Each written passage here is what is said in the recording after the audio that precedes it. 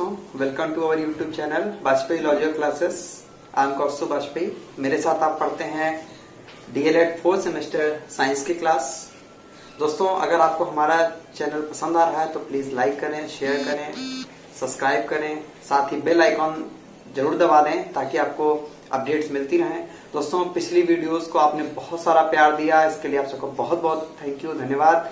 और इसी तरह हमारी जो आगे की वीडियो है आप उनको भी इसी तरह पसंद करते रहें, यही आपसे निवेदन है।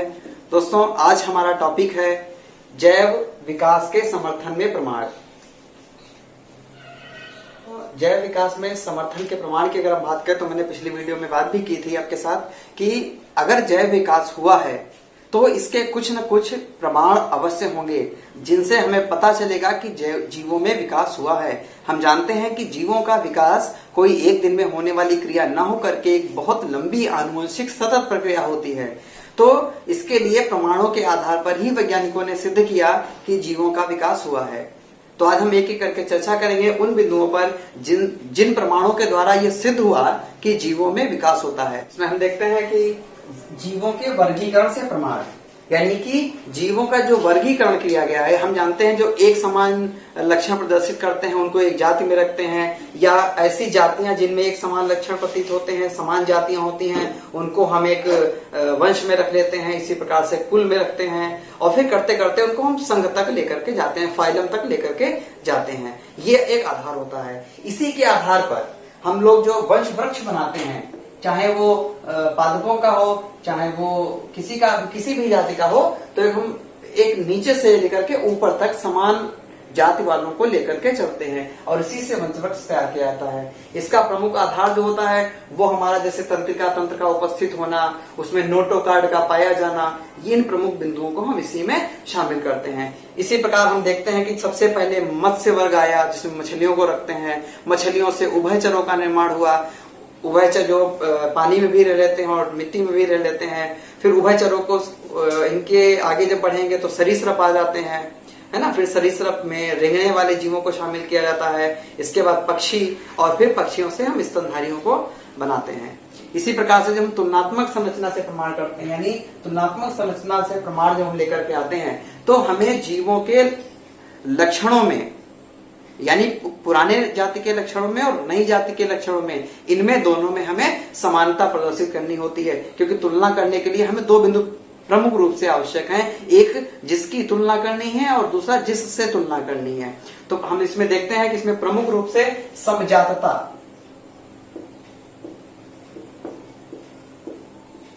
समजातता को शामिल किया जाता है। समजातता का मतलब होता है कि ऐसे अंग जो मूल रचना में और उत्पत्ति में समान होते हैं किंतु उनके कार्य भिन्न भिन्न होते हैं।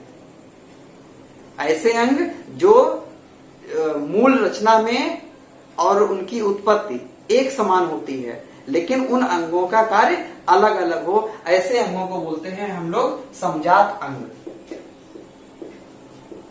समजात अंग, समजात अंग में इसको शामिल करते हैं। जैसे हम देखते हैं कि जो कशेरुकी जंतु होते हैं उनमें जो आगे के पैर होते हैं वो चलने का काम करते हैं। पक्षियों में अगर हम बात करें तो आगे के पैर उड़ने का काम करते हैं। मछलियों के आगे के पैर तैरने में सहायता करते हैं। इसी तरीके से हम देखते हैं कि घोड़े में या चीते में जो आगे के पैर होते हैं, यानी जिनको हम अग्रपाद बोलते हैं, वो बहुत मजबूत होते हैं, दौड़ने में उसकी सहायता करते हैं। यानी हम देखते हैं कि मछलियों के, पक्षियों के, मनुष्य के, घोड़े के, इनके सबके जो अग्रपाद हैं उनकी उत्पत्ति और रचना तो एक समान है लेकिन कार्य सबके अलग अलग हैं। तो इसको हम शामिल करते हैं तुलनात्मक संरचना में। इसके अलावा अगर हम मुख उपांग की बात करें तो मुख उपांग,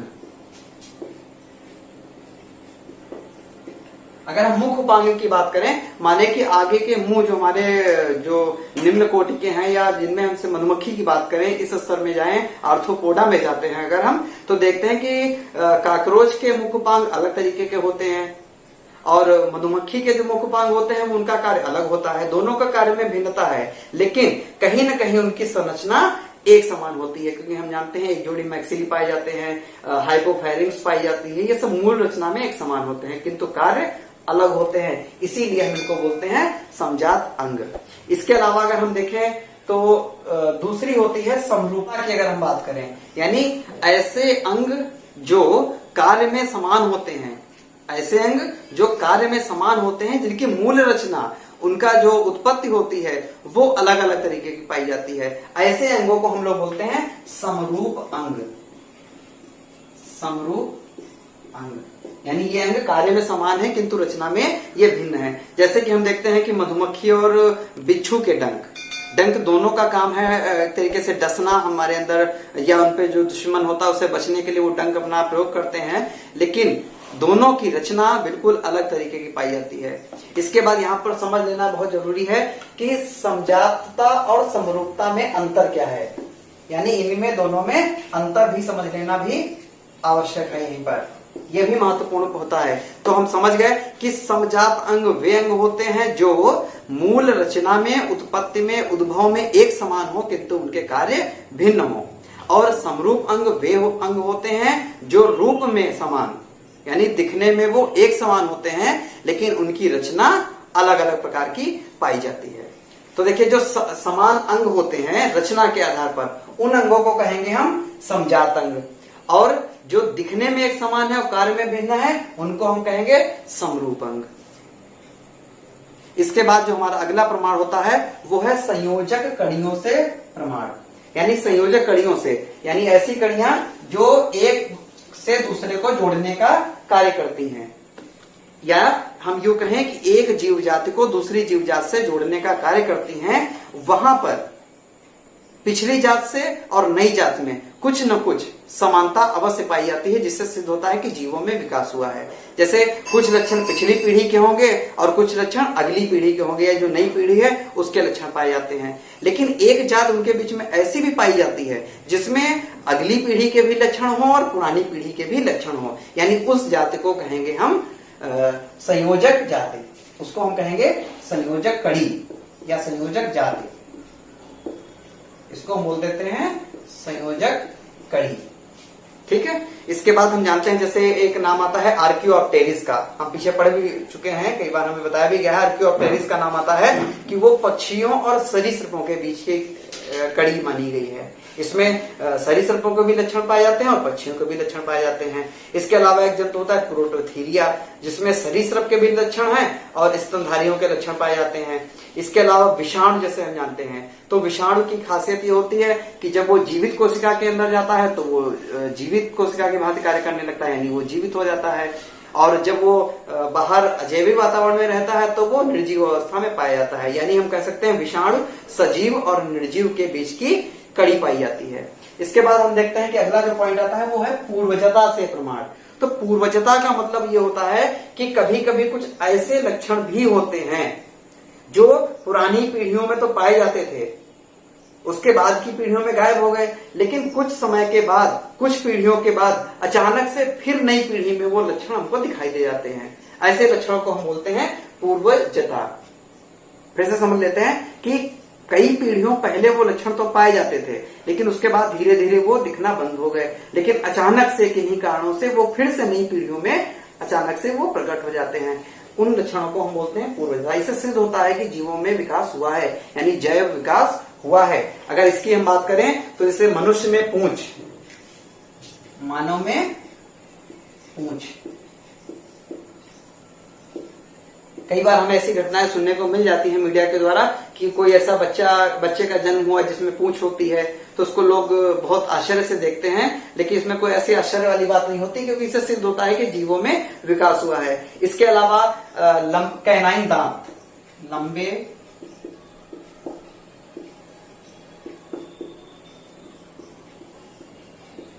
कैनाइन दांत, हम जानते हैं जो हमारे नुकीले वाले किनारे के दांत होते हैं जो चीरने फाड़ने का कार्य करते हैं, इनको हम बोलते हैं कैनाइन। ये जो उच्च मांसाहारी होते हैं इनमें बहुत परिपक्व होते हैं। ये भी कई बार अगली जातियों में हमें दिख जाते हैं। ये दांत साइड वाले जो दांत किनारे के होते हैं ये कैनाइन होते हैं और ये बहुत लंबे हो जाते हैं। ये भी एक जैव विकास का प्रमाण है। इसके अलावा हम देखते हैं शरीर पर बाल, शरीर पर बाल, शरीर पर बाल हम जानते हैं कि जो हमारे पूर्वज थे वो किस तरीके के हुआ करते थे, उनके शरीर पर लंबे लंबे बाल होते थे जो उन्हें वातावरणीय परिस्थितियों से बचाते थे।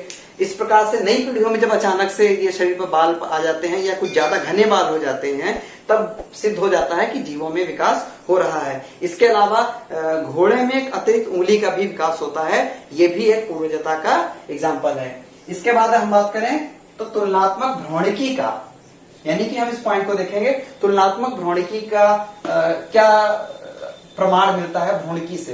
तो हम जानते हैं दोस्तों कि अगर हम मानव शिशु के या अन्य जंतुओं के भ्रूणों को अध्ययन करना शुरू करें, यानी उनके हम भ्रूणों को देखें, तो इस बात का पता चलेगा स्पष्ट तरीके से कि किसी भी जाति का हो, चाहे मनुष्य का हो या हाथी का हो या किसी अन्य पशु का हो, भ्रूण सबका एक समान ही होता है।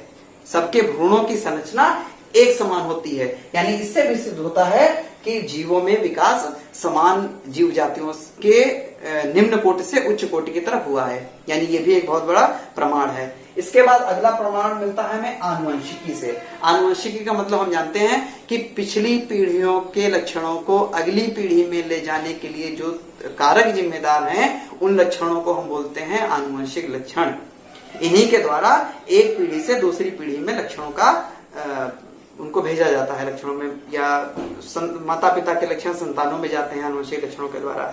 तो दोस्तों हम इसमें भी देखते हैं कि जो हमारे पूर्वज थे उनके गुणसूत्र हमारे गुणसूत्रों के समान थे। ये बात हम बहुत भली बात पढ़कर के भी आए हैं कि समान जातियों में जनन संभव होता है और जो गुणसूत्र होते हैं वो भी पीढ़ी दर पीढ़ी वंशागत होते रहते हैं। इस प्रकार भी सिद्ध होता है कि जीवों का जो विकास हुआ है वो पिछली पीढ़ियों से ही हुआ है। इसके अलावा बात आती है जीवाश्म से प्रमाण की। तो जीवाश्म हम सभी जानते हैं कि ऐसे जीव जो कभी हजारों सालों लाखों करोड़ों वर्ष पहले पृथ्वी पर पाए जाते थे, भौगोलिक उथल पुथल हुई, पहाड़ पलटे, ऐसी तमाम भूस्खलन हुआ या जो भी हुआ हो, ऐसी तमाम घटनाओं के बाद जीव जंतु जमीन के अंदर दब गए। सालों तक वो दबे रहे, उनके अवशेष हम आज प्राप्त करते हैं। यानी हम जब उनका अध्ययन करते हैं उन जीवों का, तो प्रमाण हमें ऐसे मिलते हैं जिससे सिद्ध हो जाता है कि जीवों का विकास बहुत पहले से प्रारंभ हो चुका था और धीरे धीरे करके हमारे समान ही लक्षण उनमें पाए जाते थे, बशर्ते उनमें निम्न कोटि के लक्षण होते और हम मॉडर्न होते चले गए। यानी यहां से भी ये सिद्ध हो जाता है कि इनमें भी जीवाश्म के द्वारा भी होता है। जैसे हम जानते हैं कि सबसे पहले अकशेरुकी जंतु आए, उसके बाद में कशेरुकी जंतु आए, उसमें भी सबसे पहले मछलियां आई, फिर उभयचर आए, फिर सरीसृप आए, फिर पक्षी आए और अंत में स्तनधारी आए। इसके भी जीवाश्म हमें समय समय पर पृथ्वी से मिलते रहते हैं। डायनासोर वगैरह के बारे में हमने खूब अच्छे से पढ़ रखा है। तो दोस्तों हमें उम्मीद है कि हमारा जो जैव विकास टॉपिक चल रहा था इसे आपको बहुत अच्छे से समझ में आया होगा। अगर आपके कोई भी डाउट्स होते हैं तो आप हमें कमेंट करके बता सकते हैं। अगर आपको इनके पीडीएफ चाहिए हो तो हमारे टेलीग्राम में सब्सक्रिप्शन आपको नीचे मिलेगा, कि आप वहां से डिस्क्रिप्शन बॉक्स से देख सकते हैं कि आपको यहाँ पर हमारे जो लिंक है वो आपको नीचे मिलेगा। आप यहाँ से देख सकते हैं, कोई भी डाउट हो पूछ सकते हैं। और प्लीज हमारे चैनल को लाइक करें, सब्सक्राइब करें और शेयर जरूर करते रहें। अगला टॉपिक वो बहुत ही महत्वपूर्ण है, खासकर यूपी टेट के लिए और सी टेट के लिए और बीटीसी में भी, ये बहुत सारा डीएलएड में भी इसका बहुत सारा पार्ट पूछा जाता है। तो हम ध्यान रखेंगे कि हम जो पढ़ने जा रहे हैं उससे बहुत ही ध्यानपूर्वक पढ़ेंगे और अगर कोई भी डाउट्स होते हैं तो उन्हें कमेंट से हम पूछते रहेंगे। आज का हमारा टॉपिक जो हम पढ़ने जा रहे हैं वो है पारितंत्र। पारितंत्र या पारिस्थितिकी तंत्र, ये इंग्लिश शब्द है जिसका इकोलॉजी और इकोसिस्टम इसको हम बोलते हैं। यह ग्रीक भाषा के शब्द उकोस से लिया गया है, जिसका मतलब होता है, उकोस का मतलब हाउस यानी कि आवास और लोकस का मतलब होता है स्टडी यानी कि आवासों का अध्ययन। यानी कि हम जीवों के प्राकृतिक आवास का अध्ययन इसके अंतर्गत करते हैं। यानी वो जीव कैसे प्राकृतिक वातावरण में निवास करता है। देखिए परिभाषा क्या निकल के आती है, वनस्पतियों तथा प्राणियों का उनके पर्यावरण के साथ संबंधों के अध्ययन को पारिस्थितिकी कहते हैं। अर्थात हमारे जो पादप हैं और जो हमारे जंतु हैं उनका उनके पर्यावरण के साथ कैसा संबंध है, इसके अध्ययन को कहते हैं पारिस्थितिकी। इसको सबसे पहले प्रयोग किया था रिटर नाम के वैज्ञानिक ने और इसकी व्याख्या की थी हैकल ने। तो दोस्तों यहां से अगर हम देखें तो सीधा सीधा इसका मतलब निकल के आया कि पादपों का और जंतुओं का उसके वातावरण में जहां पर वो निवास करता है उसके साथ उसका कैसा संबंध है, यही कहलाता है पारितंत्र। यहां से अगर हम दूसरी परिभाषा इसकी कहना चाहें तो कह सकते हैं कि प्रकृति के दो प्रमुख घटकों जीवों और पादपों का उसके पर्यावरण के साथ पारस्परिक संबंधों का अध्ययन कहलाता है पारितंत्र या पारिस्थितिकी तंत्र। इसके बाद इसी के साथ जो सबसे महत्वपूर्ण चीज है वो भी हम यहाँ पर जान लेते हैं कि जैव समुदाय क्या होता है। जैव समुदाय, तो हम जानते हैं कि समुदाय का मतलब होता है कि जब एक जैसी जातियां एक जगह पर अधिक मात्रा में एकत्र होती हैं तो वो समुदाय कहलाती हैं। चाहे वो किसी भी जंतु की जाति हो या पादप की जाति हो, जब समान जातियां अधिक मात्रा में एक जगह पर एकत्र होती हैं प्राकृतिक रूप से तो उसे हम कहते हैं जैव समुदाय। जैसे अगर हम किसी तालाब की बात करें तो उस तालाब में जो पाए जाने वाले जंतु होंगे जैसे कि सूक्ष्म जीव हैं, मछलियां हैं, ये सब मिलकर के एक जैव समुदाय का निर्माण करेंगी। अगर हम घास स्थल की बात करें तो जो हमारे घास हैं, जो पेड़ पौधे हैं, छोटे हैं, शाकी हैं, झाड़ियां हैं, जंगल हैं, वहां पर जो पाए जाने वाले टिड्डे हैं या जो खरगोश हैं, शाकाहारी जंतु हैं, यानी ये सब मिलकर के एक जैव समुदाय का निर्माण करेंगे। तो हम ध्यान रखेंगे जैव समुदाय का मतलब हुआ कि जहां पर एक समान जातियां अधिक मात्रा में प्राकृतिक रूप से निवास करती हैं, जैव समुदाय कहलाता है। यहां पर जान लेना यह भी जरूरी है कि जनसंख्या क्या होती है। जनसंख्या, तो हम जानते हैं कि जब एक ही प्रकार की जीव जातियों की संख्या को अध्ययन किया जाए, देखिए समुदाय के अंतर्गत हमने बताया कि इसमें कई प्रकार की जातियां होंगी, वो एक साथ निवास करेंगी, लेकिन जनसंख्या की अगर हम बात करें तो एक ही जाति के कितने जीव निवास कर रहे हैं ये कहलाएगा, यानी उनकी संख्या कहलाएगी जनसंख्या। जैसे कि हम जानते हैं कि कई सारे जंतु होते हैं जिनकी हम जैसे मनुष्य की जनसंख्या निकाली जाती है तो उसमें सिर्फ मनुष्यों को गिना जाता है। जैसे जनगणना की जाती है तो उसमें सिर्फ मानवों की संख्या की जाती है। इस प्रकार अगर हम इनको सबको मिलाकर के एक परिभाषा तैयार करें तो निकलता है कि जैव समुदाय का वातावरण तथा उस स्थान में रहने वाले जीवधारी मिलकर के एक संगठन बनाते हैं जिसे पारितंत्र कहते हैं। इसके बाद अब हम अगर आगे बात करें तो पारिस्थितिकी तंत्र क्या होता है, यह भी यहां पर जान लेना बहुत महत्वपूर्ण होता है। पारिस्थितिकी तंत्र अर्थात किसी भी स्थान के जीवीय समुदाय के जीवों तथा उनके चारों ओर पाए जाने वाले अजीवीय वातावरण के पारस्परिक संबंध उनमें दोनों में आपस में होता है।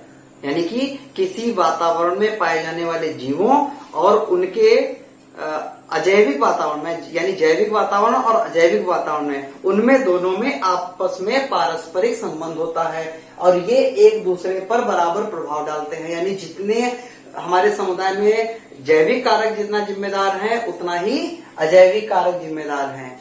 इन्हीं के अध्ययन को हम करते हैं पारिस्थितिकी तंत्र के अंतर्गत, हम इसको बहुत जानेंगे। देखिए इस शब्द का प्रयोग सबसे पहले A.G. टेंसले ने 1935 में किया था। पारिस्थितिकी तंत्र का प्रयोग A.G. टेंसले ने 1935 में किया था। देखिए परिभाषा क्या है यहाँ पर, समुदायों के जीवों की रचना, यानी किसी भी समुदाय के जीवों की रचना, उनका कार्य और उनके वातावरण में आपस में जो पारस्परिक संबंध होता है उसी को ही हम कहते हैं पारिस्थितिकी तंत्र।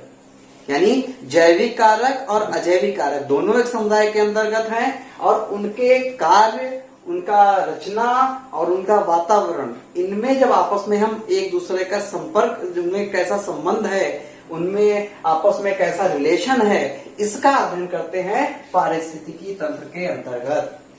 दूसरी परिभाषा यहाँ पर निकल के आती है कि जीव मंडल के संगठकों के समूह जो पारस्परिक क्रिया में सम्मिलित होते हैं पारिस्थितिकी तंत्र कहते हैं। अर्थात जीव मंडल के वे सभी संगठक जो पारस्परिक क्रिया में शामिल होते हैं उन्हीं को हम कहते हैं पारिस्थितिक तंत्र। यानी कि हम बिल्कुल यहाँ पे परिभाषा बिल्कुल सिंपल सी है, साधारण सी है कि किसी भी समुदाय में जैविक और अजैविक कारक, उनके आपस में कैसी रचना है, कैसा उनका कार्य है और कैसे उनके आपस में संबंध है, इसी का अध्ययन कहलाता है पारिस्थितिक तंत्र, या इसी को कहते हैं हम पारिस्थितिक तंत्र। तो यहाँ पर हमारा ये भी जान लेना आवश्यक है कि प्रमुख रूप से कौन कौन से हमारे पारिस्थितिक तंत्र हैं। तो देखिए, सबसे पहला एक पारिस्थितिक तंत्र का अगर हम एग्जाम्पल लेते हैं तो जैसे जलीय पारिस्थितिक तंत्र, यानी एक तालाब में इक्वेटिक इकोसिस्टम की अगर हम बात करें तो जलीय में कौन से हो गए, शैवाल प्रमुख रूप से पाए जाएंगे जो उत्पादक का कार्य करते हैं।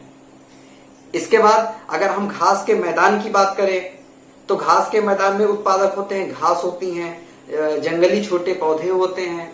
अगर हम वन पारिस्थितिक तंत्र की बात करें यानी कि फॉरेस्ट इकोसिस्टम की हम बात करें तो वहां पर बड़े वृक्ष पाए जाते हैं, शाकीय पौधे पाए जाते हैं, ये प्राथमिक उत्पादक का कार्य करते हैं। अगर हम फसल स्थल की बात करें, क्रॉप लैंड की बात करें तो वहां पर की जो उपस्थित फसल होती है वो कार्य करती है, वही महत्वपूर्ण रोल अदा करती है, यानी वही प्राथमिक उत्पादक का कार्य करती है। यानी बिल्कुल साधारण सी बात है कि उनके रचना और कार्य और उसके वातावरण कि जब आपस में संबंध का हम अध्ययन करते हैं तो कहलाता है पारिस्थितिक तंत्र, यानी यही पूरा सिस्टम मिलकर के बनाता है पारिस्थितिक तंत्र। बात करते हैं पारिस्थितिक तंत्र के घटक की, यानी कि कंपोनेंट्स की। तो हम जानते हैं इसमें प्रमुख रूप से 2 कंपोनेंट होते हैं जो इसको प्रोवाइड करते हैं। हम प्रारंभ से यही बात बता रहे हैं कि इसमें एक जैविक कारक होता है, दूसरा अजैविक कारक होता है। तो इसीलिए हमने पहला कारक बात किया जैविक घटक और दूसरा अजैविक घटक, यानी कि बायोटिक और एबायोटिक कंपोनेंट। जब जैविक घटक की हम बात करेंगे तो इसको हम प्रमुख रूप से 3 भागों में बांटते हैं। पहला उत्पादक, उपभोक्ता और अपघटक, यानी कि ये सभी हमारे पारितंत्र को प्रभावित करने वाले कारक हैं या ये पारितंत्र को प्रभावित करने वाले घटक हैं। इन्हीं कारणों से हमारा जो पारिस्थितिक तंत्र होता है वो प्रभावित भी होता है। तो जो जैविक घटक की बात करें तो 3 में बांटा गया इसको। पहला उत्पादक होते हैं, फिर दूसरे उपभोक्ता और तीसरे अपघटक होते हैं। उत्पादक हम जानते हैं वे पौधे या वे प्राणी जो अपना भोजन स्वयं बनाते हैं उनको हम उत्पादक कहते हैं। इसके अंतर्गत हरे पौधे आते हैं, ये प्रकाश संश्लेषण की क्रिया के द्वारा अपना भोजन स्वयं बनाते हैं, इसलिए इनको कह दिया उत्पादक। और इनके बनाए हुए भोजन को बाकी सब खाते हैं। इनके बनाए हुए भोजन को जो खाते हैं वो कहलाते हैं उपभोक्ता, यानी कि उसके अंतर्गत जंतुओं को शामिल किया गया। और जो इनके दोनों के शरीर को मरने के बाद, इनकी मृत्यु के पश्चात पुनः मिट्टी में मिलाने का कार्य करते हैं और ऊर्जा को फिर से मुक्त कर देते हैं, वे कहलाते हैं अपघटक। ये जीवों के मृत शरीर को साफ करने का काम करते हैं, इसीलिए इनको बोलते हैं स्कैवेंजर या प्राकृतिक सफाई कर्मी। इसके अंतर्गत प्रमुख रूप से सूक्ष्म जीव आते हैं, दीमक आती है, चींटी आती है और कवक आती है। ये मृत शरीर को बिल्कुल चट कर जाती है। अगर हम बात करें उपभोक्ता की तो इनको फिर से 4 वर्गों में बांटा गया। प्राथमिक उपभोक्ता, द्वितीयक उपभोक्ता, तृतीयक उपभोक्ता और उच्च मांसाहारी। अगर हम प्राथमिक उपभोक्ता की बात करें तो इसके अंतर्गत उनको शामिल किया जाता है जो डायरेक्ट हरे पौधों को खाते हैं या जो डायरेक्ट अपना भोजन उत्पादकों से, प्रोड्यूसर से लेते हैं, उनको हम कहते हैं प्राइमरी कंज्यूमर, यानी इसको बोलते हैं प्राथमिक उपभोक्ता। इसके अंतर्गत सभी जीव आते हैं वे शाकाहारी होते हैं पूर्ण रूप से, जैसे कि हिरन है, खरगोश है और गाय है। इसके अलावा भी बहुत सारे तमाम जंतु पाए जाते हैं जो पूर्ण रूप से पेड़ पौधों पर ही डिपेंड होते हैं अपने भोजन के लिए। इसके बाद ऐसे जीव जो अपने भोजन इनसे प्राप्त करते हैं, यानी कि प्राथमिक उपभोक्ताओं को अपना भोजन बनाते हैं, उनको कहलाते हैं द्वितीय उपभोक्ता। यानी इसके अंतर्गत मांसाहारी जीव आते हैं जैसे भेड़िया, सर्प, लोमड़ी, मेढक, ये सब जंतु प्राथमिक उपभोक्ताओं को अपना भोजन बनाते हैं। इसके बाद बढ़ते हैं तृतीय उपभोक्ता की तरफ। तृतीय उपभोक्ता वे होते हैं जो इन तीनों को खाने का कार्य करते हैं, यानी उत्पादकों को भी अपना भोजन बनाते हैं, प्राथमिक उपभोक्ता को भी यानी प्राइमरी कंज्यूमर को भी और सेकेंडरी कंज्यूमर को भी अपना भोजन बनाते हैं। इनको हम कहते हैं सर्वाहारी, क्योंकि ये पादप को भी डायरेक्ट खा सकते हैं और ये उपभोक्ताओं को भी खा सकते हैं। इसके अंतर्गत आता है मनुष्य, सुअर, कौवा और गिलहरी जैसे जंतु।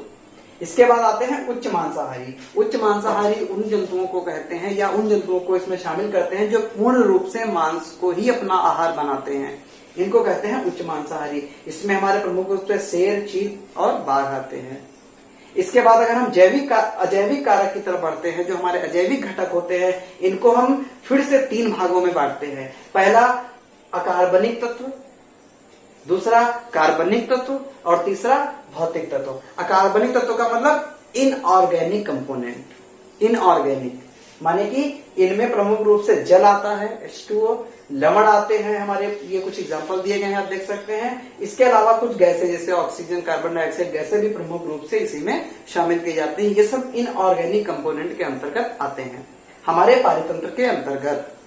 इसके बाद जब हम कार्बनिक तत्व की तरफ बढ़ते हैं, यानी कि ऑर्गेनिक कंपोनेंट की तरफ बढ़ते हैं, तो ये सब प्रमुख रूप से तत्व पाए जाते हैं, जिनमें प्रोटीन, कार्बोहाइड्रेट, लिपिड, यूरिया और ह्यूमस, यानी पृथ्वी की ऊपरी परत कहलाती है ह्यूमस। इनमें इन तत्वों को शामिल किया गया है। फिर से सुन लीजिए नाम, प्रोटीन, कार्बोहाइड्रेट, लिपिड, यूरिया और ह्यूमस। इसके बाद अजैविक घटक का जो तीसरा कारक है, यानी कि जो फिजिकल कंपोनेंट है, यानी कि जो भौतिक तत्व है, वो भौतिक के अंतर्गत होता है कि हमारे आसपास का वातावरण। इसमें शामिल किया जाता है प्रकाश को। प्रकाश की मात्रा हमारे पारितंत्र को प्रभावित करने के लिए पर्याप्त होती है। यदि प्रकाश अधिक है तो वहां का वातावरण कुछ अन्य तरीके का हमें देखने को मिलता है, और प्रकाश की मात्रा कम है तो भी पारितंत्र हमारा प्रभावित होता है। इसके अलावा ताप भी एक महत्वपूर्ण कारक होता है। हवा, विद्युत, आर्द्रता यानी वायुमंडल में नमी भी इसका एक महत्वपूर्ण कारक है। इसके अलावा वायुमंडलीय दाब। तो हम देखते हैं हमारे सामने एक पूरी टेबल बन के आती है कि ये प्रमुख घटक हैं, एक अजैविक और दूसरे जैविक। अजैविक को हम फिर से बांटते हैं और जैविक को भी हम बांटते हैं। तो अजैविक को जो बांटेंगे तो 3 में बांटेंगे, अकार्बनिक, कार्बनिक और भौतिक तत्व में। और जब जैविक घटकों को बांटेंगे तो हम बांटते हैं उत्पादक, उपभोक्ता और अपघटक के रूप में। इस प्रकार उपभोक्ताओं को हम फिर से 4 में बांटते हैं, प्राथमिक उपभोक्ता, द्वितीयक उपभोक्ता, तृतीयक उपभोक्ता और उच्च मांसाहारी में। और अगर अजैविक कारक की हम बात करते हैं तो अजैविक को हम फिर से 3 में बांटते हैं, अकार्बनिक, कार्बनिक और भौतिक। ठीक है, उम्मीद है आपको ये समझ में आ रहा होगा। अगर आपको हमारा वीडियो अच्छा लग रहा हो तो प्लीज लाइक करें, शेयर करें और सब्सक्राइब जरूर करते रहें। और अगर आपके कोई भी डाउट्स होते हैं तो हमारे कमेंट बॉक्स में जाकर के आप हमें बता सकते हैं। हमारे नोट्स भी आप टेलीग्राम से ले सकते हैं, जिसका लिंक हम डिस्क्रिप्शन बॉक्स में नीचे दे रखे हैं। अब हम बढ़ते हैं पारिस्थितिक तंत्र के वर्गीकरण की तरफ। तो हम देखते हैं कि पारिस्थितिक तंत्र का जो वर्गीकरण वो प्रमुख रूप से 3 वर्गों में इसको बांटा गया है। पहला वर्ग है स्थलीय, दूसरा है जलीय और तीसरा है कृत्रिम, यानी जिसको मानव ने निर्माण किया है। इसमें अगर हम स्थलीय की बात करें तो स्थल पारिस्थितिकी तंत्र के अंतर्गत हमारे वन हैं, घास स्थल हैं और इसके अलावा जो मरुस्थल का भाग होता है वो इसमें सम्मिलित किया गया है। जलीय की अगर हम बात करें तो हम जानते हैं जो हमारे जलीय क्षेत्र हैं वो प्रमुख रूप से 2 प्रकार के हैं, एक अलवणीय और दूसरे लवणीय, यानी एक खारे पानी के और एक मीठे पानी के हम कह सकते हैं, जो सामान्य पानी होता है उसके। तो अलवणीय में जिनको शामिल किया गया वो है तालाब, झील और झरना। और जिनका नमकीन पानी है उनको लवणीय में शामिल किया, इसमें लवणीय जो नमकीन पानी की झीलें हैं उनको सम्मिलित करते हैं और समुद्र को शामिल किया गया है। इसके बाद अगर हम कृत्रिम की तरफ बढ़ते हैं, जो कृत्रिम पारिस्थितिक तंत्र निर्माण किया गया है उसमें खेत खलिहान जो मनुष्य तैयार करता है, उसके अलावा जल जीवनशाला जिसे हम एक्वेरियम के नाम से जानते हैं, बहुत कम लोग जानते होंगे, जल जीवनशाला इसको हिंदी में बोलते हैं। इसके अलावा अंतरिक्ष भी आजकल एक बहुत बड़ा कारक तैयार हो रहा है पारिस्थितिक तंत्र के लिए। वहां पर भी बहुत सारा एक भविष्य है, वैज्ञानिकों को दिख रहा है कि हम वहां पर भी काम कर सकते हैं। दोस्तों, इसके बाद जो हमारा अगला कदम है वो एक बहुत ही महत्वपूर्ण टॉपिक की तरफ है, जो बीटीसी, बीएड और यूपी टेट के लिए साथ ही साथ बहुत सारी और भी कॉम्पिटिटिव परीक्षाओं में भी पूछा जाता है। वो है खाद्य श्रृंखला और खाद्य जाल। खाद्य श्रृंखला या इसको हम बोलते हैं फूड चेन। चेन का नाम ही क्लियर हो रहा है कि एक सीधी एक लंबी श्रृंखला, अर्थात इसको हम ऐसे भी समझ सकते हैं कि जैसे किसी भी हमारे पारितंत्र में या पारिस्थितिक तंत्र में पाए जाने वाले प्राथमिक उत्पाद और हमारे उपभोक्ता, जिनको हम पीछे पढ़ के आए हैं, 4 प्रकार के थे, प्राथमिक उपभोक्ता, द्वितीयक उपभोक्ता, तृतीयक उपभोक्ता और अपघटक। जब ये सभी मिलकर के एक साथ जुड़ जाते हैं और एक के बाद एक क्रम से लग गए, बिल्कुल चेन की तरह, तब इसी को हम बोल देते हैं खाद्य श्रृंखला। यानी कि जो भोजन है वो उत्पादक के बाद जा रहा है प्राथमिक उपभोक्ता में, उसके बाद में द्वितीयक उपभोक्ता में, उसके बाद तृतीयक उपभोक्ता में और अंत में अपघटक तक वो पहुंच जाता है। तो एक सीधी श्रृंखला बन गई, यानी भोजन की एक सीधी श्रृंखला ही कहलाती है खाद्य श्रृंखला या फूड चेन। इसको हम दूसरी परिभाषा भी समझ सकते हैं कि पारितंत्र के जैविक घटकों का ऊर्जा या पोषण या भोजन के आधार पर बना एक दिशीय एवं सरल अंतर संबंध ही खाद्य श्रृंखला कहलाता है। यानी कि जो हमारे जैविक घटक हैं, इनमें ऊर्जा के लिए, पोषण के लिए या भोजन के लिए जब इस आधार पर आपस में इनमें कोई एक संबंध बनता है, वो संबंध भी एक दिशा में हो, यानी कि जिसमें ऊर्जा का प्रवाह भी एक दिशा में हो, तो वो कहलाता है खाद्य श्रृंखला। तो यहाँ पर ध्यान रखने वाली बात यह है कि खाद्य श्रृंखला में ऊर्जा का प्रवाह सदैव एक ही दिशा में होता है। ये बात ध्यान रखेंगे कि खाद्य श्रृंखला में ऊर्जा का प्रवाह सदैव एक दिशा में होता है। दोस्तों यहाँ पर आपके लिए हमने एक 3 एग्जाम्पल ले रखे हैं। पहला हमने तालाब का पारितंत्र रखा है, दूसरा घास का पारितंत्र रखा और तीसरा वन का पारिस्थितिक तंत्र हमने यहाँ पर एग्जाम्पल के लिए लिया है। तो देखते हैं कि तालाब में जो हम जानते हैं कि सबसे पहले शैवाल पाए जाते हैं, उन शैवालों को जो प्राणी प्लवक होते हैं वो खाते हैं, उनको छोटी मछलियां खाते हैं और छोटी मछलियों को बोगला खाता है। ये उसका एक अपना समुदाय है।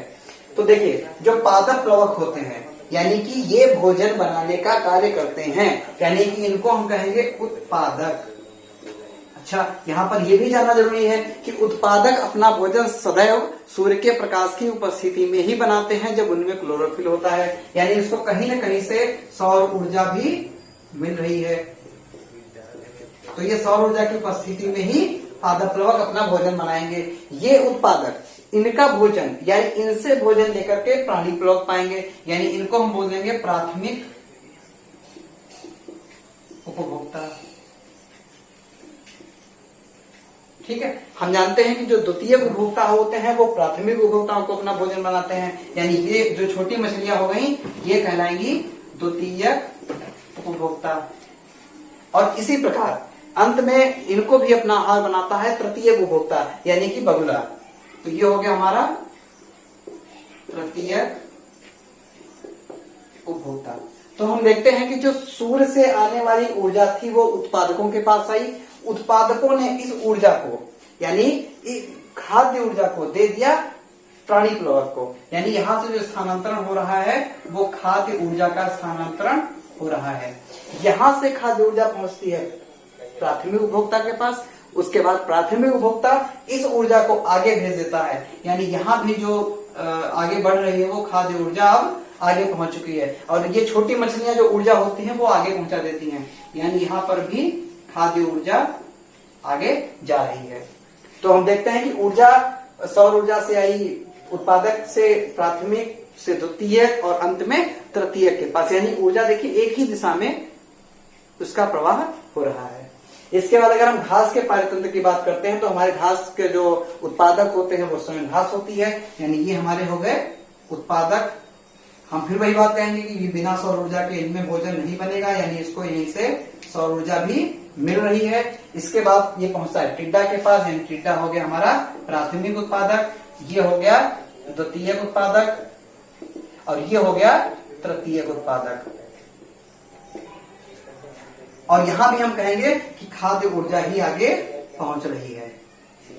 इसको समझना बहुत जरूरी है दोस्तों। इसके बाद हम बात करते हैं वन पारिस्थितिक तंत्र में, या वन पारितंत्र की बात करें तो वनों में जो वृक्ष होते हैं ये भी सौर ऊर्जा से ही अपना भोजन बनाते हैं, यानी सौर ऊर्जा की उपस्थिति में क्लोरोफिल की सहायता से इनकी भी हरी पत्तियां भोजन बनाएंगी और वो वृक्षों तक पहुंचेगा या झाड़ियों तक पहुंचेगा, वृक्षों को खाएंगे, बंदर जगह जंगल में यही पाए जाएंगे, और उसके बाद वो पहुंचती है तेंदुआ तक, यानी ऊर्जा एक दिशा से दूसरी दिशा तक पहुंचती जाती है। दोस्तों हम फिर से वही बात रिपीट करेंगे, खाद्य श्रृंखला में ऊर्जा का आवागमन सदैव एक ही दिशा में होता है। इसके बाद बढ़ते हैं खाद्य जाल की तरफ, इसको बोलते हैं फूड वेब। फूड वेब यानी कि जाल, वेब माने जाल। तो हम जाल जानते हैं कि कई सारे लंबे धागे या कई सारे सीधे लंबे धागे मिलकर के जाल का निर्माण करते हैं। उसी प्रकार से कई सारे खाद्य श्रृंखलाएं, क्योंकि श्रृंखलाएं तो सीधी थी, कई सारी खाद्य श्रृंखलाएं जब आपस में मिल जाती हैं तब वो निर्माण करती हैं खाद्य जाल का। देखिए, इसको अगर हम फिर से समझना चाहें तो ऐसे समझ सकते हैं कि जब अनेक प्रकार की खाद्य श्रृंखलाएं आपस में जुड़ जाती हैं तो पारितंत्र में जो एक अंतर संबंध बनता है उसको हम कहते हैं खाद्य जाल। हम जानते हैं कि खाद्य श्रृंखला में ऊर्जा का प्रवाह एक दिशा में होता है, लेकिन खाद्य जाल में ऊर्जा का प्रवाह तो एक दिशा में होता है लेकिन उसके कई रास्ते बढ़ जाते हैं। जैसे देखते हैं कि जैसे कि हमारा सूर्य है, ये यहां से हमको ऊर्जा आ रही है, ये पहुंच रही हरे पौधों के पास। हरे पौधों को खा रहा है खरगोश, खरगोश को मारता है भेड़िया, और भेड़िया जाता है अपघटक के पास। यानी इसमें देखिए ऊर्जा का प्रवाह एक सीधी रेखा में हो रहा है, यानी हम कह सकते हैं कि ये खाद्य श्रृंखला है। लेकिन जब हरे पौधे को इधर खरगोश खाने के लिए बैठा है और इधर हरे इसको चूहा भी खाने के लिए बैठा है, जो इसके बीज बनने वाले हैं उनको चूहा खाने के लिए बैठा है, चूहा को मारने के लिए सांप बैठा है, यानी सर्प बैठा है। ठीक है, अब देखिए सर्प को मारने के लिए मान फिर से घटक तैयार बैठे हैं। अब इसमें देखिए इसका रास्ता दूसरी तरफ भी हो गया, यानी कि खाद्य जाल में ऊर्जा का प्रवाह तो एक ही दिशा में होता है, लेकिन इसके पथ बदल जाते हैं, यानी इसकी जो रास्ते होते हैं वो कई रास्तों से होकर के पहुंचता है। इसको हम ऐसे भी समझाते हैं कि जैसे मान लिया एक कोई फल लगा है, उस फल को खाने के लिए चूहा भी तैयार बैठा है, खरगोश भी तैयार बैठा है, बंदर भी तैयार बैठा है, और ये सब तैयार बैठे थे तो अचानक से कहीं गिलहरी वो फल पा जाती है और वो लेकर के भागती है। वो जा ही रही होती है, तब तक आगे उसके दूसरा कोई जंतु छीन लेता है। इसी प्रकार से एक से दूसरे में, दूसरे से तीसरे में ये निश्चित ही नहीं हो पाता है कि ये किस दिशा में जाना है, लेकिन जिस रास्ते से ऊर्जा जा रही है वो तो उसका रास्ता तय है, यानी प्रवाह तो सीधा है, लेकिन उसके पथ कई सारे हो जाते हैं। तो इसी को हम कहते हैं खाद्य जाल। यानी परिभाषा इसकी फिर से हम समझ लेंगे कि खाद्य श्रृंखलाओं के जटिल अंतर संबंध को खाद्य जाल कहते हैं। इसके बाद सबसे प्रमुख बात हम पढ़ने जा रहे हैं कि खाद्य श्रृंखला और खाद्य जाल में क्या अंतर होता है। ये भी जानना बहुत आवश्यक है, ये परीक्षा में बहुत महत्वपूर्ण है, अधिकतर परीक्षाओं में से पूछा जाता है। देखते हैं खाद्य श्रृंखला और खाद्य जाल में अंतर, यानी फूड चेन और फूड वेब में अंतर को। तो देखते हैं खाद्य श्रृंखला में हम जानते हैं कि ऊर्जा का प्रवाह एक पोषी स्तर से दूसरे पोषी स्तर में होता है, यानी कि उत्पादक से, फिर वही बात रिपीट करें, उत्पादक से प्राथमिक उपभोक्ता में, द्वितीय उपभोक्ता में, तृतीयक में और अपघटक में, इस तरीके से इसमें ऊर्जा का प्रवाह होता है। और हम जानते हैं खाद्य जाल अनेक खाद्य श्रृंखलाएं मिलकर के खाद्य जाल का निर्माण करती हैं। इसी प्रकार हम बात करते हैं अगर खाद्य श्रृंखला, तो ये एक सरल प्रक्रिया होती है, खाद्य जाल एक जटिल प्रक्रिया होती है। इसके बाद हम देखते हैं कि यह जीवों के मध्य संबंध, या जीवों के मध्य संबंध स्थापित करता है, ये पॉइंट ध्यान रखने वाली बात है, यह जीवों के मध्य संबंध प्रदर्शित करती है, और यह समुदायों के मध्य संबंध प्रदर्शित करने वाली है। क्योंकि हमने बताया था कि जीव जाति के अंतर्गत तो एक समान है, कि समुदाय में कई सारे जीव, अलग अलग प्रकार के जीव मिलकर के कार्य करते हैं। जैसे देखते हैं कि जैसे फसल है, इसको सौर ऊर्जा से इसने अपना भोजन बनाया, इसको खा गया टिड्डा, यानी ऊर्जा हमारी यहाँ आ गई, टिड्डे को खाया मेढक ने तो ऊर्जा हमारी यहाँ आ गई, और इसको इसके बाद सर्प में और सर्प से बाद में, यानी हमारी ऊर्जा का जो प्रवाह है वो एक सीधी रेखा में होता है। और जब हम यहाँ पर देखते हैं यानी खाद्य जाल में देखते हैं, तो हमने बताया कि एक जटिल प्रक्रिया होती है। इसमें देखिए ये पादप है, पादप को खाने के लिए इधर बकरी भी बैठी है, इधर चूहा भी बैठा है।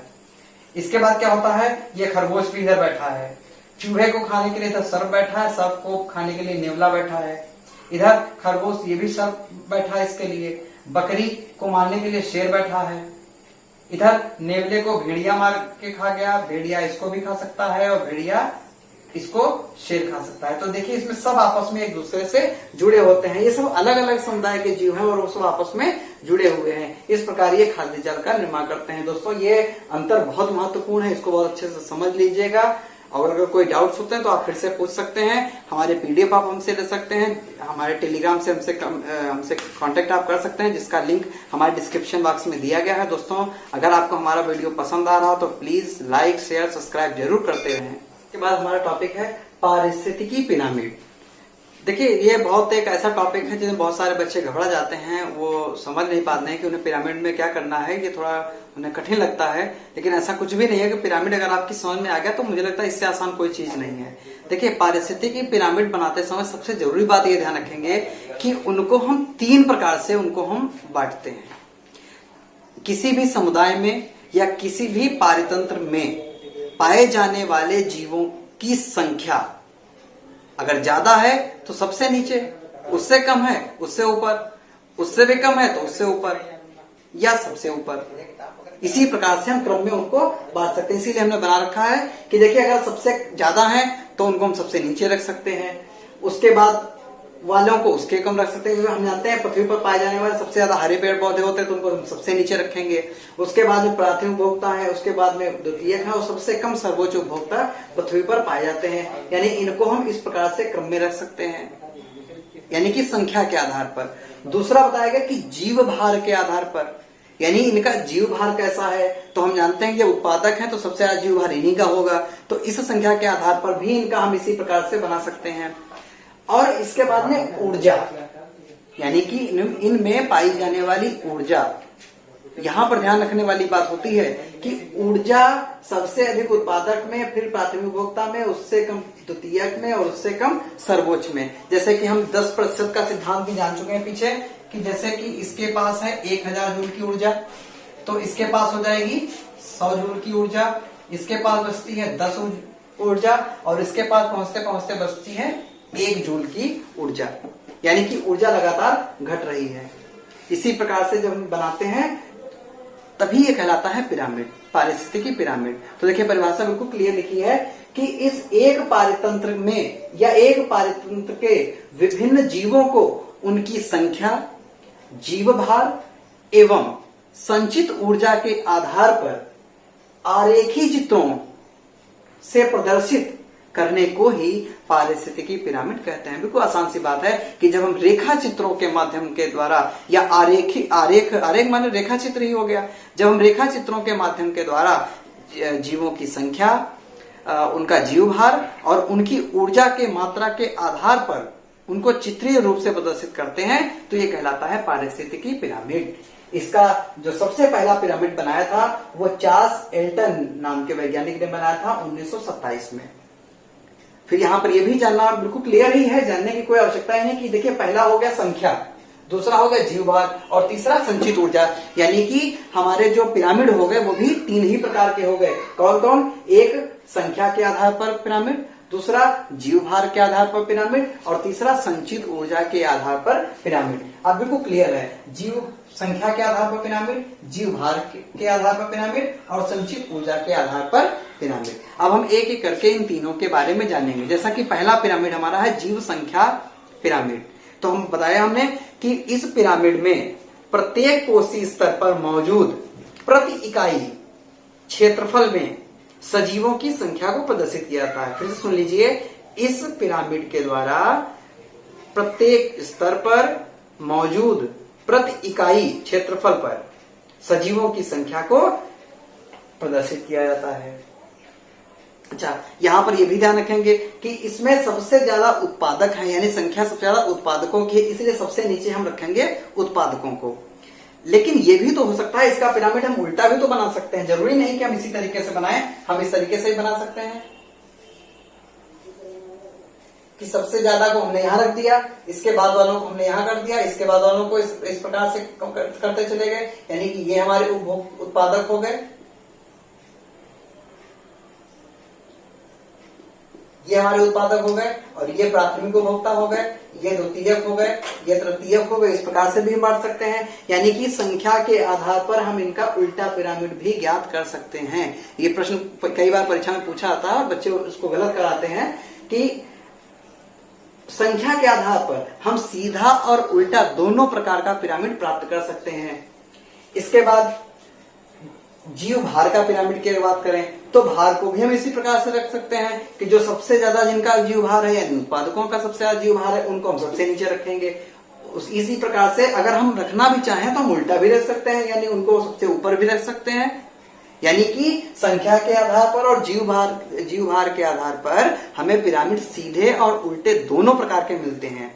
लेकिन जब ऊर्जा की बात करेंगे तो हमारी यहाँ पर ये मैथ, हमारी जो ये गणित है ये फेल हो जाएगी। क्यों? क्योंकि ऊर्जा हमेशा बढ़ती है सबसे नीचे, उसके बाद जैसे जैसे वो हम बढ़ते जाएंगे उसी प्रकार वो घटती जाएगी। जैसा हमने यहाँ पर समझाया था कि सबसे पहले उत्पादकों के पास 100 जूल की, 1000 जूल की, उसके बाद जब ये आगे पहुंचाएगा प्राथमिक उपभोक्ता के पास तो बचेगी 100 जूल की, 10 जूल की और 1 जूल की। ये 10% का सिद्धांत भी हम जानते भी हैं। ऐसा देखते हैं हम एग्जाम्पल के द्वारा कि जैसे उत्पादक एक हम ले लेते हैं, मान लिया घास का, ठीक है, ये हो गया हमारा घास, यानी ये उत्पादक है, ये भोजन बनने का कार्य करता है, इसको खाता है टिड्डा, या खरगोश हम मान लेते हैं, इसको खाता है चूहा और चूहे को खाता है सर्प। तो सबसे ज्यादा ऊर्जा थी इसके पास, इसके बाद ये, फिर ये, फिर ये, इस प्रकार से ये क्रम हमारा चलता रहता है। अगर इसको हम इसी तरह उल्टा ले आना चाहें तो पिरामिड हमारा बिल्कुल इसी तरीके से मिल जाएगा। जहां पर उत्पादक है वहां पर हम इसका क्रम बदल देते, उत्पादक की जगह पर हम रख देंगे घास, क्योंकि घास सबसे ज्यादा है।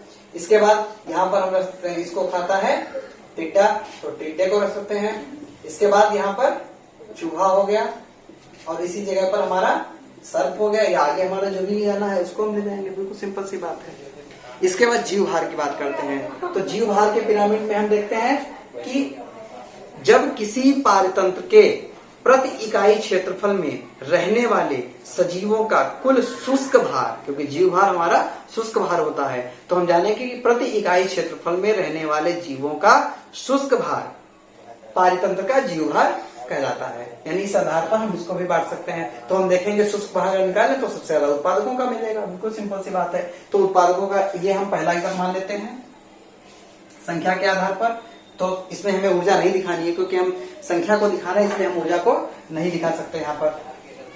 ठीक है, तो ये हम पहला वाला अगर एग्जाम्पल समझ लेते हैं तो हम यहाँ पर लिखेंगे जीवों की घटती संख्या, जीवों की घटती संख्या, यानी लगातार हमारी जीवों की संख्या घट रही है। तो इसको हम पहला वाला समझ लेते हैं, जीव संख्या के आधार का पिरामिड हमारा ये एग्जांपल हो गया।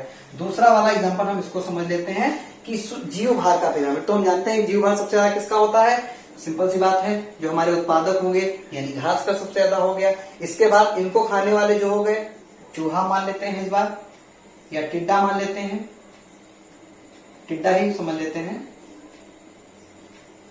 ठीक है, टिड्डे का जीव भार हो गया। इसके बाद अगर हम बात करें तो सर्प हो गया, सर्प को हम इसमें रख सकते हैं। और इसके ऊपर की बात करें तो सर्वोच्च जंतु जिनको हम शामिल करते हैं, यानी कि हम इसमें उल्लू को भी रख सकते हैं, ये भी तो सर्वोच्च जंतु में आता है। तो ये हो गया। इसका हम उल्टा भी पिरामिड प्राप्त कर सकते हैं, यानी इसको ठीक उल्टा कर दें, यानी हमारी ये आकृति प्राप्त हो जाए। यानी कि सबसे ज्यादा संख्या वाले यहाँ, तो हमारे घास यहाँ पर हो जाएगी, टिड्डा यहाँ हो गया, सर्प यहाँ हो गया और उल्लू यहाँ हो जाएगा। यानी जब इस प्रकार से हम तैयार करेंगे तो ये कहलाएगा हमारा जीव भार का पिरामिड। यानी इन दोनों के पिरामिडों को हम उल्टा भी प्राप्त कर सकते हैं। अब बढ़ते हैं तीसरे की तरफ, संचित ऊर्जा का पिरामिड। जब ऊर्जा की तरफ बढ़ेंगे तो हमें जान लेना फिर से आवश्यक है कि पारतंत्र में ऊर्जा का पिरामिड सदैव सीधा बनता है। बहुत अच्छे से ध्यान रखिए कि कभी भी वो उल्टा नहीं है, क्योंकि ऊर्जा सबसे ज्यादा उत्पादक के पास, उससे कम पहुंचती है प्राथमिक उपभोक्ता के पास, फिर तृतीयक में, इसी प्रकार से वो अगले पोषक स्तर में कम होती चली जाती है। यानी खाद्य श्रृंखला जितनी लंबी होगी, यहाँ पर हम फिर से पीछे चलते हैं कि खाद्य श्रृंखला में जो उत्पादक होंगे उनके पास सबसे ज्यादा ऊर्जा होती है, और जितनी लंबी श्रृंखला होती जाएगी ऊर्जा उतनी ही कम होती चली जाएगी। तो इसी फॉर्मूले को हम यहाँ पर अप्लाई करते हैं कि जो सबसे ज्यादा ऊर्जा होगी वो होगी हमारे हरे पौधों के पास, यानी जो हमारे हरे पौधे हैं इनके पास सबसे ज्यादा ऊर्जा है। इसके बाद जो हमारा दूसरा है टिड्डा का एग्जांपल लेते हैं, तो टिड्डे के पास इससे कम ऊर्जा पहुंचेगी, और इसके बाद सर्प के पास पहुंचते हैं तो और भी कम पहुंचेगी। और इसके बाद अगर हम सबसे सर्वोच्च की बात करते हैं, यहाँ पर लोमड़ी का एग्जाम्पल ले लेते हैं, तो ये हो गई लोमड़ी। यानी फिर से वही समझेंगे, 1000 जूल, अगर इसको हम 100 जूल पहुंचाते हैं, इसके बाद में 10 जूल पहुंचाते हैं, तो इसके पास सिर्फ 1 जूल ही ऊर्जा पहुंचेगी। यानी ऊर्जा का क्रम जो है वो इधर से इधर है। इसको हम कह सकते हैं ऊर्जा का क्रम। तो इसमें देखते हैं कि ऊर्जा नीचे से ऊपर की तरफ घटती, यानी इसका हम उल्टा पिरामिड ज्ञात नहीं कर सकते हैं। तो उम्मीद है कि आपको हमारी आज की वीडियो पसंद आई होगी। कृपया अगर आपको इसके पीडीएफ चाहिए तो हमारे टेलीग्राम का लिंक डिस्क्रिप्शन बॉक्स में दिया गया है, आप वहां से हमसे कांटेक्ट कर सकते हैं, कमेंट के माध्यम से कोई भी जानकारी आप प्राप्त कर सकते हैं। अगर आपको हमारा वीडियो पसंद आ रहा तो प्लीज लाइक, शेयर, सब्सक्राइब जरूर करते रहें, साथ ही बेल आइकॉन दबाना ना भूलें। Thank you, thank you, thank you.